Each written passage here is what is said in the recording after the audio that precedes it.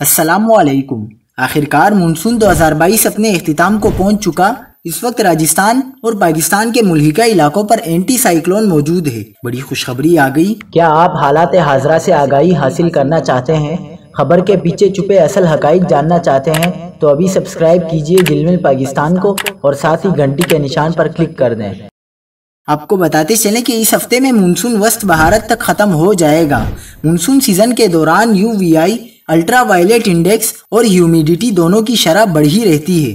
جب anti cyclone بنا ہے تو UVI کی شرح میں کمی کے بعد ہیومیڈیٹی میں بھی کمی ہوئی ہے اور شہری رات میں خنکی بڑھتی محسوس کر رہے ہیں۔ مغربی جیٹ کافی جنوب کی طرف سرک چکی ہیں۔ اگر حالات سازگار رہے تو اکتوبر کے دوسرے ہفتے میں خیبر پختونخوا، گلگت بلتستان، کشمیر، شمالی پنجاب کے ساتھ ساتھ وسطی و جنوبی پنجاب، شمالی بلوچستان کے مختلف علاقوں میں پہلا درمیانی شدت کا مغربی سسٹم اثر انداز ہو سکتا ہے۔ آنے والے دنوں میں اینٹی سائیکلون کی موجودگی کے باعث جنوبی پنجاب، سندھ اور بلوچستان کے اکثر علاقوں میں کوئی خاطر خواہ موسمی ہلچل متوقع نہیں۔